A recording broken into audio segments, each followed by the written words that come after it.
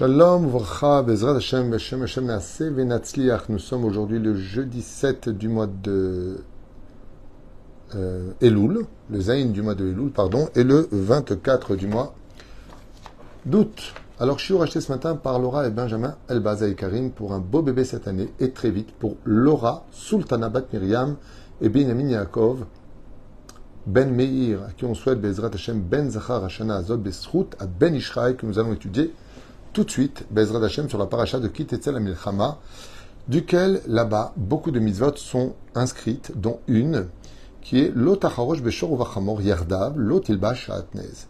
Nous n'avons pas le droit au kilaïm, nous n'avons pas le droit à certains mélanges, pas simplement au niveau des fruits, de prendre un fruit d'une espèce et un fruit d'une autre espèce, et de les mélanger. Vous voyez que dans la Torah, contrairement à ce que l'idéologie du racisme, de ne pas accepter l'autre ou d'accepter l'autre, eh bien dans la Torah, pas du tout. Les choses ne sont pas comme ça.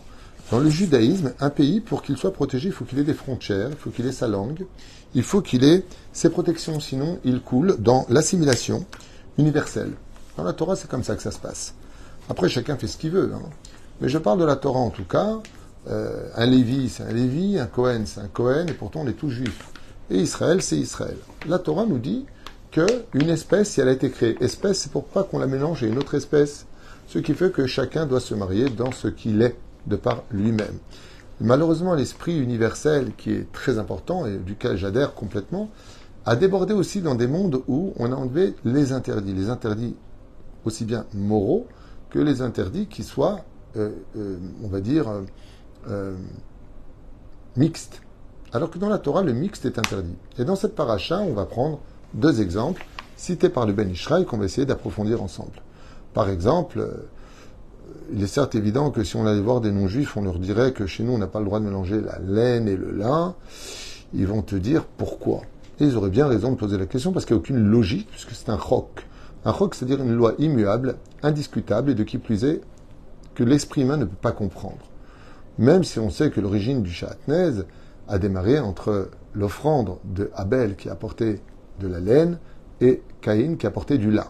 Et donc, ce mélange apporté devant Hachem a provoqué la jalousie de Caïn sur Abel, comme le prescrit la Torah, et Caïn a tué Abel. En d'autres termes, de mélanger la laine et le lin peuvent emmener l'homme au meurtre. Rabbi Yehuda Ptaya écrit dans son livre Mintrat Yehuda qui peuvent apporter des maladies graves sur la peau, de ne jamais mélanger la laine et le lin. Très bien. Donc, il ne faut pas les mélanger. Vous voyez qu'il s'agit ici de deux espèces tout à fait différentes, de végétal pour la laine, pour le lin et d'animal pour la laine. Il ne faut pas les mélanger. Très bien. Nous avons un autre interdit dans la Torah, de ne pas labourer avec un shor et un chamor, le taureau et l'âne. Manien, lama. Alors la Torah nous dit, parce qu'il y a plusieurs moralités à retenir de cela. Le shor, le taureau est plus puissant que l'âne. L'ossature de l'âne est plus solide que celle du taureau, certes. Mais si on devait atteler sur le dos d'un âne et d'un taureau ensemble, il est évident que celui qui fera le travail, ce sera le taureau. Parce que le taureau est beaucoup plus puissant dans son travail et dans sa démarche. Ainsi donc, on y trouverait ici un inconvénient, où le taureau se retrouverait désavantagé par rapport à l'âne qui est à côté. Et donc on lui ferait préjudice moral. La Torah nous interdit, même chez les animaux, le préjudice moral. Ou freine, n'oublions pas que le taureau, lui, de son côté, est un ruminant, et que le chamor ne l'est pas. Donc, on se retrouverait dans une situation où le chamor, il aurait les boules de voir que le taureau, lui, il mange, alors qu'il est en train de travailler, tandis que lui, s'il ne va pas brouter, il ne pourra pas ruminer. Ainsi donc, la Torah a ses perspectives sur le domaine de la moralité. Mais quand on vient un petit peu en arrière, on constatera qu'en réalité, ça va beaucoup plus loin que cela. Et je vous invite à rentrer, non pas dans une étude ésotérique que nous avions faite sur les nations du monde, où le Hamor était comparé, l'âne était comparé à Ishmaël, et le taureau était comparé à Ésaü, c'est-à-dire l'Orient et l'Occident. Il ne faut jamais qu'ils s'unissent ensemble, ce qui serait dangereux pour nous. Comme ça disent nos Chachamim, ce qui provoquerait d'ailleurs la venue du Mashiach. Chose qui est prévue pour la fin des temps. Mais enfin, qui vivra verra. Morenu Rabbi Yosef Chaim, Zecher Tzadik Vekadosh Ibracha, Kav Bednin dans le ciel, il dit comme ça, Et apasuk Bederech Adrash, dans son livre Ben Ishraï, Droshi. Shor et Amour Bapasuk. le taureau dont on parle dans ces versets-là, Ariou Bal Chaim Taor, c'est un animal qui est considéré comme étant pur dans la Torah, puisqu'on pouvait même le sacrifier au Beth Amikdash. Vous mesamel et tzad akdusha. Et c'est pour cela que le taureau représente la sainteté. Umaïdach. Par contre, le chamor, l'âne, Amour Bapasou, carré ou Bal Chaim Tamé, est un animal impur, car il n'a pas le sabot fendu. Veu mesamel et tzad atuma. Il représente l'impureté. Donc, qu'est-ce que vient nous dire ici le Ben Ishraï? Pourquoi on ne doit pas mettre l'âne et le taureau ensemble? Eh bien, à partir de ce moment-là, on ne mélange pas le pur avec l'impur. Très bien. Ba Torah Gdosha le Rotlanu, basé chez Isaïr Adam, il Chaber, mais les Shalev Gdusha im Tuma Yachad. Donc, on comprendra que si la Torah nous avait permis de mettre le taureau avec l'âne ensemble, eh bien, ce serait une façon de mélanger le pur avec l'impur. C'est pour ça que dans les Talmud et Torah, on ne veut surtout pas rentrer de chol. Le minimum de base, mais pas mélanger le chol, l'avdil ben kodesh le chol. Sinon, on va tomber dans un piège qui est le pire de tout, ce qu'on appelle les sables mouvants de l'esprit, c'est être parvé dans la vie. Quand on est parvé, on devient réformiste. Ça veut dire quoi être parvé? Il y a celui qui fait tchouva doucement, doucement, qui va avancer doucement, doucement, il commence à manger cachère, mais il va encore en boîte de nuit. Mais plus tard, il arrêtera aussi d'aller en boîte de nuit. Et puis il y a celui qui mange cachère, mais les films, il va en boîte de nuit. Et pour lui, ça fait partie de son judaïsme. Lui, il est parvé, et ça, par contre, c'est un problème. Parce qu'il ne fera jamais de tchouva, puisque pour lui, il a fait ce qu'il fallait faire. Donc il est dans une évolution qui stagne, parce que dans sa philosophie de la vie, eh bien, c'est comme ça son judaïsme. Ça s'appelle du réformisme. C'est-à-dire, il réfute des mitzvot pour lesquels, lui, il estime qu'il avait assez fait vis-à-vis d'Hachem. Il ne prend pas toutes les 613 mitzvot, il estime que c'est ça sa Torah. Dans ce cas-là, il se met en danger. Ça s'appelle parvé. Et parvé, le problème qu'il y a, c'est que tu te mélanges aussi bien au lait qu'à la viande. Et ce sont deux interdits. Ce qui fait que tu risques de te retrouver coincé entre des mondes, malheureusement, de l'autre côté, qui seront eux aussi parvés.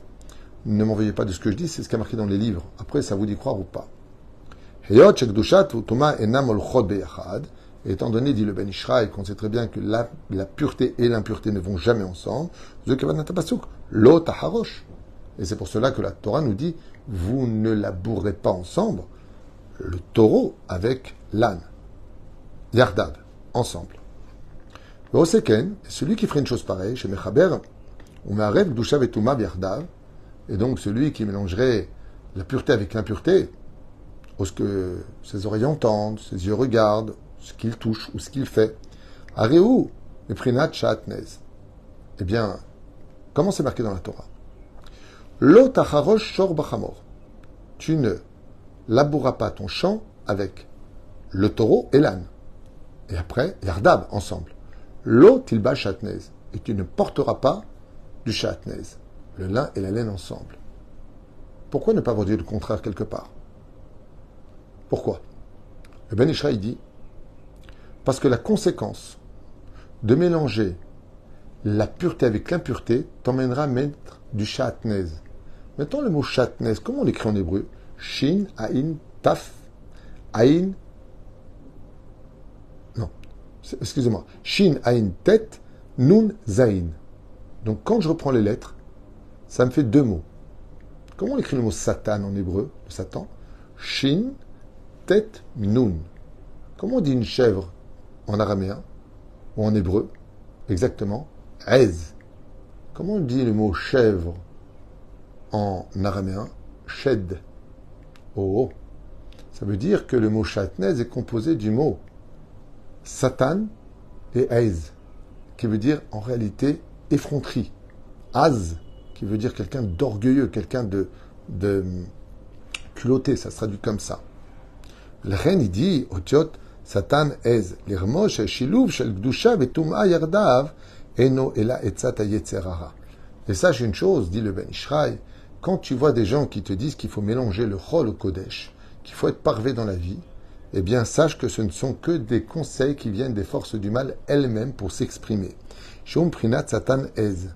Velekach ou atzum ou mechayev. Et ceci doit tous nous mettre en garde dans la Avodat Hashem, surtout dans la période dans laquelle nous sommes. HaTorah Gdosha ba'al Izer basé shelo leler bedarkam shel otam ha'anashim shebechayem shem shatnez. Alors lui, il dit pas le mot parvé, il dit shatnez. Et il dit comme ça, Maran Ben Ishraï Rabbi Yosef Chaim, donc je vous reprend ses mots à lui, et qu'on doit être très très vigilant de toutes ces personnes qui veulent nous emmener justement dans un monde où on veut te faire croire que le chol, que le profane, le chol, encore ça se discute, mais que le profane, que l'impur en tout cas, peut se mélanger au pur. Anashim, Shekonim, Posrim, Alshte Aseipim, et ce sont des gens qui une fois iront avec Baal Peor, une fois avec Akadosh Baruch Hu. Une fois ils vont ceci, une fois ils vont cela, comme le dit Rivka, qui est cet enfant que j'ai dans le ventre? Pour que quand je passe devant une bête à Knesset, il veut sortir prier ou étudier la Torah, et quand je passe devant une maison d'idolâtrie, il veut aller faire des offrandes à des statues. Qui est cet enfant que je ne pourrai pas récupérer? Pour ça d'ailleurs, je vous conseille vivement, de temps en temps, de faire vérifier vos nouveaux vêtements, surtout quand vous n'habitez pas en Israël, ou même en Israël, il faut vérifier où vous achetez, est-ce qu'ils ont la théouda, que les vêtements, surtout les épaulettes, la parmenture, très souvent sont cousus avec des fils de châtenaise. Et si vous les portez, vous faites un issour de la Torah, il faut les vérifier. Pareil pour ce que vous achetez au niveau des couvertures et autres, vérifiez vraiment que vous ne portez pas de châtenaise. Donc, il dit, il y a des gens comme ça. On vient à la synagogue, mais on vient en voiture. Allez, Mayesh, je fais un issour. Vous savez que ça rappelle Rabbin des Bois. Vous connaissez Rabbin des Bois? Rabbin des Bois à Wakwood, hein, dans la forêt de Sherwood, exactement.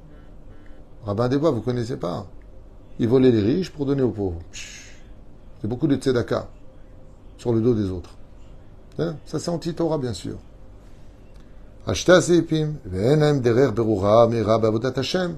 Et donc, dans leur travail Hashem, dans leur avodat Hashem, encore une fois, on ne parle pas de celui qui petit à petit fait tchouva. On ne parle pas de lui.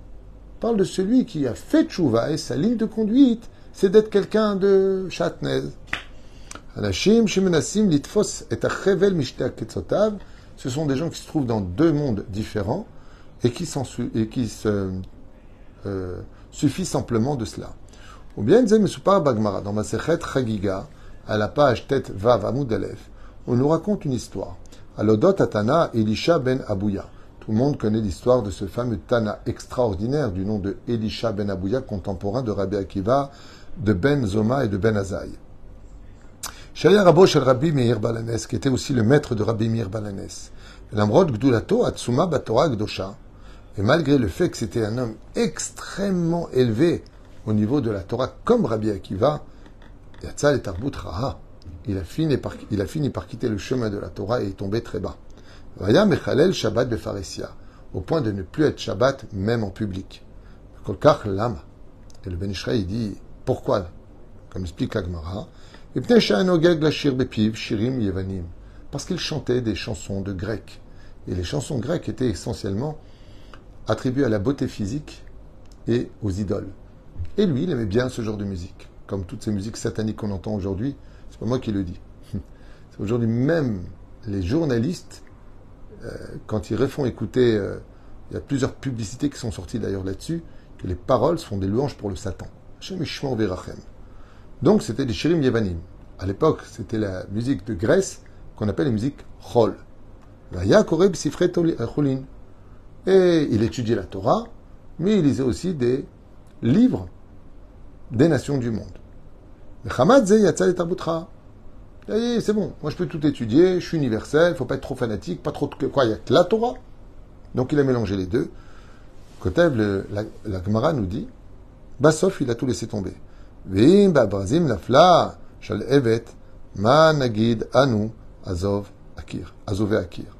il dit comme ça, si un robinet de façon imagée, fixé, il est tombé de sa place, pas plus forte raison, nous qui sommes si faibles aujourd'hui, qui ne tenons même pas avec de la colle sur un mur, combien on se doit, Bezrat Hashem, comme c'est marqué dans la paracha, Viye Mahanecha Kadosh, que ton camp soit Kadosh. Tu as le droit d'évoluer doucement à la condition où le but de ton évolution est de devenir 100% Torah. La Torah n'est pas en solde, on ne peut pas prendre ce qu'on veut et laisser ce que l'on veut. C'est ce qu'ont dit les nations du monde dans Masechet Avodah Zara. Ma Katuvba, qu'est-ce qu'il y a dedans? Qu'est-ce que je pourrais prendre qui ne va pas me déranger dans ce que j'ai envie de vivre? Parce qu'il faut savoir que tout le reste, eh bien, c'est que de Etzat Yetzerara, c'est que des conseils du Yetzerara. Alors le Rabbi Lubavitch l'avait dit ouvertement qu'une âme juive sans Torah, c'est une âme qui est tout simplement malade. Donc elle n'a pas le droit d'être, on n'a pas à la juger, on a juste à l'aider à retrouver sa santé. Baruch Adonai Leolam, Amen, Amen. en vous souhaitant un beau bébé cette année pour la valeur de ce chiour, au nom du Ben Ishraï. Amen, Amen. Rabbi Yosef Chaim.